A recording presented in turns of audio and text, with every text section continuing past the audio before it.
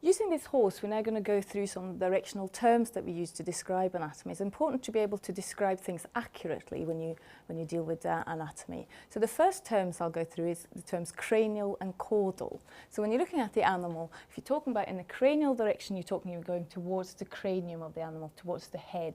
If you're talking about a caudal direction, you're going towards the tail.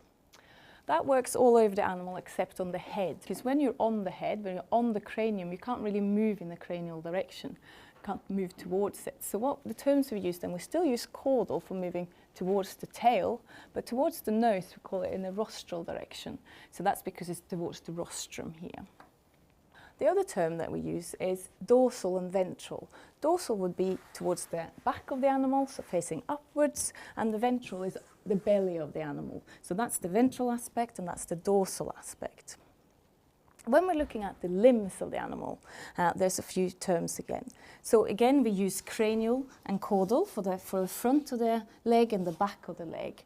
But for going down the leg, we use the term distally. So when you're moving away from the main trunk of the animals towards the floor, you're moving in a distal direction. When you're moving back up again, you're moving in a proximal direction. So for example, my wrist is distal to my elbow, while my shoulder would be proximal to my elbow.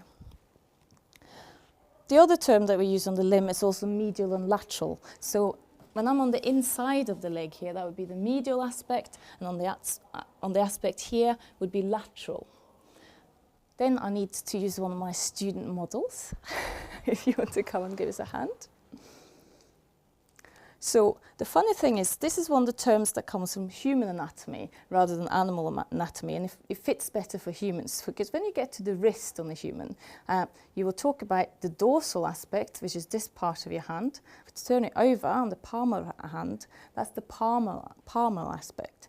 And this is the same terms that we use for the animal, although the wrist on a horse would actually be this here. This is the carpus. And below the carpus then we use the same terms. So this, instead of saying caudal here, we would call this palmar, and we would call this for dorsal. Similarly, if I can borrow your leg. Okay, so on the foot, so this is our ankle.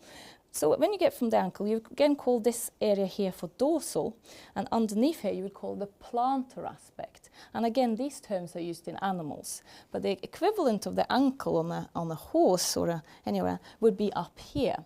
So again, this would be cranial. Below this tarsus or the hock of the animal, you would be calling it the dorsal aspect, and at the back here it would be the plantar aspect.